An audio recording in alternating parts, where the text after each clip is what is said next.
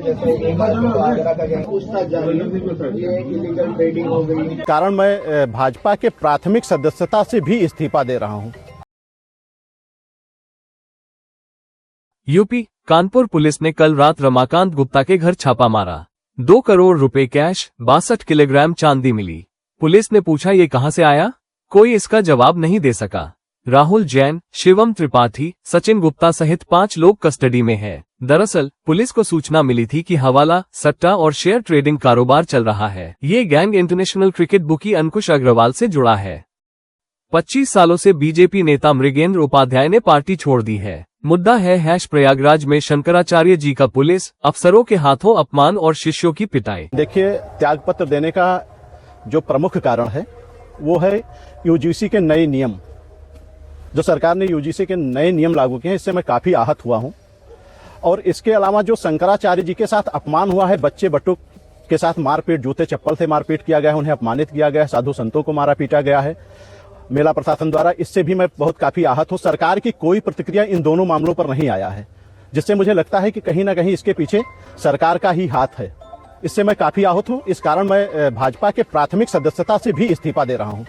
भाजपा के आप कर्मठ और जुझारू बिल्कुल आप एक थे, लेकिन आपके जैसे इस्तीफा देने के बाद में, और मान लेते हैं कि इस्तीफा दे दिए हैं और आप विधानसभा तुलसीपुर से आप टिकट भी मांग रहे थे, आपको टिकट दे रही है भाजपा, तो फिर क्या आप वापसी करेंगे?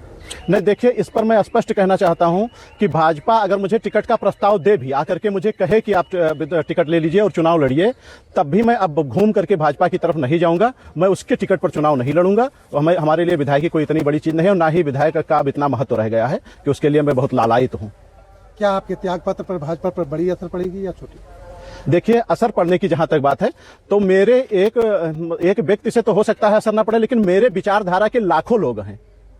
ये बुनियाद हिला देंगे भाजपा की। भाजपा को हम लोग खींच करके 300 सीटों तक लेकर आए हैं। जब भाजपा के बगल कोई खड़ा नहीं होना चाहता था, फोटो नहीं खिंचाना चाहता था, थाने पर कुर्सियां हटा दी जाती हैं, तब से मैं भाजपा को लिए घूम रहा हूं।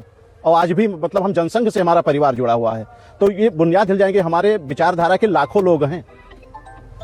बस यही मैं कहना चाहता हूं आप सभी को। मामले थे, जैसे मान लिया जाए शंकराचार्य के मामले को लेकर आप काफी उत्तेजित हैं कि आखिर शंकराचार्य जी से अभी मान लिया जाए कुछ ऐसे माफी मांग लिया जाए या कुछ उनके साथ में अच्छा कार्य किया जाए, तो फिर क्या? सर्वप्रथम तो मैं ये बताना चाहता हूं कि मैं किसी प्रकार से उत्तेजित नहीं हूं। मैं पूरे विवेक के साथ कह रहा हूं। अगर शंकराचार्य जी से माफी मांग लेते हैं तो शंकराचार्य जी ने माफ कर दिया, तो हम कौन होते हैं? हालांकि ऐसा होगा नहीं, लगता नहीं हमको। उनके माफी से आप वापस आ सकते हैं क्या? देखिए, फिर एक मुद्दा आ जाएगी।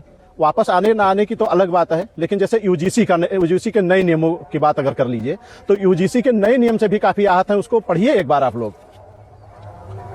उसको सरकार वापस लेगी तो हम वापस आ जाएंगे।